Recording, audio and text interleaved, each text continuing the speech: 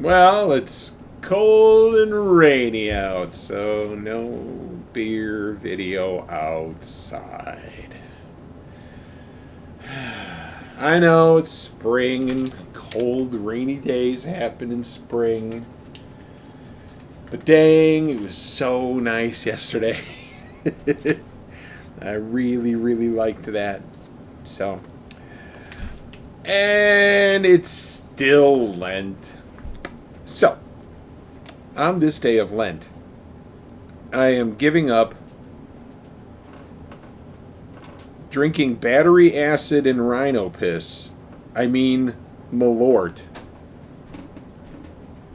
You ever had Malort? I've had Malort. I wouldn't exactly call it battery acid and rhino piss, but it's not pleasant.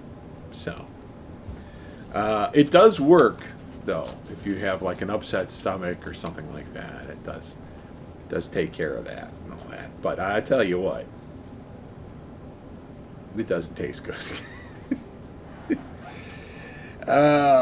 And giving up on it, well, it's not like anyone drinks that voluntarily. Well, actually, quite a few people drink that voluntarily. I used to have a guy that used to come to one of our shows back when I was doing this Elvis band thing. And every time that guy saw me, he put a shot of Malort in my hand. We have an interesting looking beer, although it is a little bit out of season. This is called Timber Ales Blended for Christmas. So I think that might be a bit out of date, but we'll see. I'm trying to see if there's any other kind of writing on this thing at all. It's a very dark can. Very dark can. It is dark red writing on dark green background, and I'm gonna have to actually not just use the glasses, but a flashlight. All right, blend number 9 of our barrel blended series includes Imperial Stout, aged 29 months in Weller barrels before being blended into fresh Imperial Stout and conditioned on coffee and cinnamon. Interesting. But why are they calling it an ale? North Haven, Connecticut. Brewed and packaged by Timber Ales. So, barrel blended Imperial Stout conditioned on coffee and cinnamon. I've often been conditioned on coffee and cinnamon. Okay, Timber Ales blended for Christmas. It certainly sounds interesting. Let's see if I can find an ABV on here. Timber Ales. Anything? Oh, there's something there. Is that a percentage or is that Chinese? Holy cow. 13.4% alcohol by volume in this tiny little 12-ounce can. How does it even fit? Oh my God. So I'll show you the can. Not that you'll be able to see much off of it. It is a dark, dark can with dark red writing. So there we go. Interesting. And we're going to drink this out of our Hams goblet. I figured since it was a 12-ouncer, why not give it a try?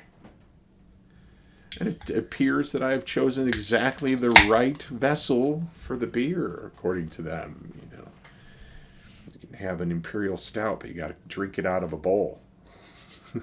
So, oh, it is a dark, dark kid. Look at how dark that is. That is very, very dark. That's so dark. It's gone all the way back around. Wow. There's no light coming through that at all. At all. And the head, what little there is of it, is a deep brown color. So, as you can see. So, I can smell it from here. It's a wafty beer. So let's stick our beaks in it and see what it smells like. Oh, it smells like an Imperial Stout. That's what it smells like. I could smell coffee. I couldn't smell any cinnamon though. But I could tell it's an Imperial Stout because it's got that malt sugar sort of smell to it. So, that raisiny kind of thing that goes on. So, well, there's only one thing left to do, and that's to sample this fine, fine piece of machinery. Look at that. Okay.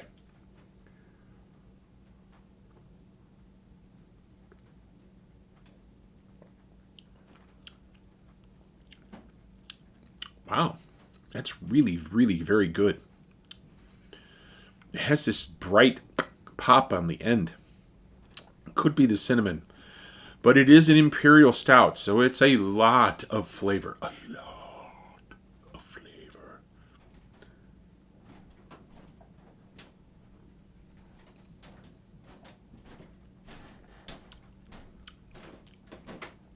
All right, so after the swallow, I get the coffee. And that sort of raisiny sweetness that sometimes happens in Imperial Stouts. And then that bright note is the cinnamon. And then it goes back down into the coffee. It is not a queen? It's not a clean swallowing beer. There's a lot left over in your mouth after you've cleared your mouth. It is full bodied.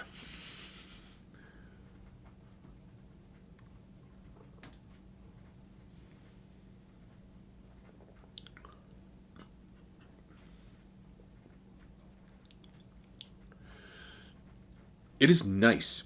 It is very, very tasty.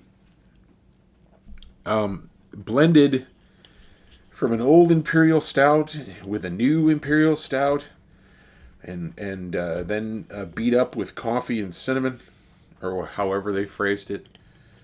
I don't want to. I have to bring out the flashlight. Sorry, guys, I can't read the can. Conditioned on coffee and cinnamon, and sort of burpy. It is sort of burpy. A very good beer, very tasty.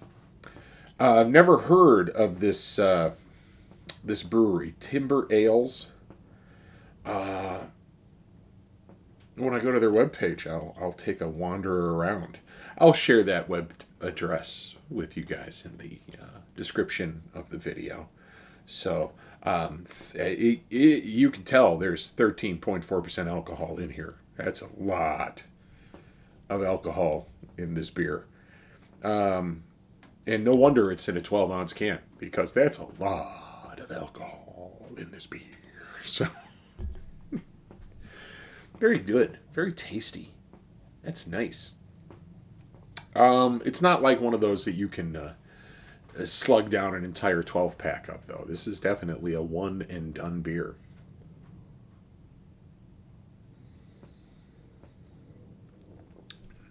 And it is delicious.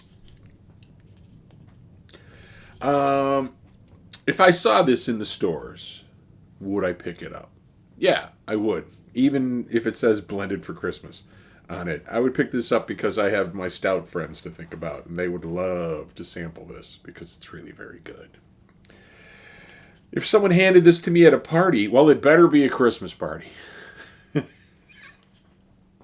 But if someone handed it to me at a party, I would be very happy with it. It's a good beer. So, and quite a flavor bomb. I'm still tasting it. Still tasting a lot of it. Individual things keep cropping up in there. The sugar, the actual roast of the malt. That coffee and that cinnamon is in there. It is a good Imperial Stout. It is an Imperial Stout. There's no doubt about it. It's an Imperial Stout. So, I'm going to take this Imperial Stout upstairs and think about dinner. And I don't know what I would pair with this. I think I might just drink it and then have dinner. Because this is a little bit too complex to be having with pulled pork tacos kind of thing, you know?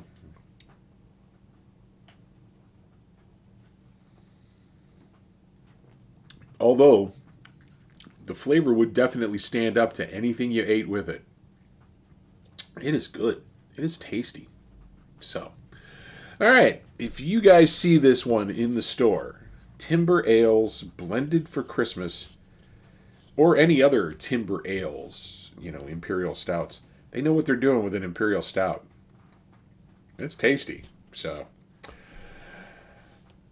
if you liked what I did here today, you could hit that thumbs up button and maybe even the notification bell so that you know exactly when I spew my garbage out into the airwaves. So, thank you once again, Big Tall Paul, for picking out these crazy ass beers for me to try. And I will see you guys next time I've got an awesome beer to share. Thanks for tuning in.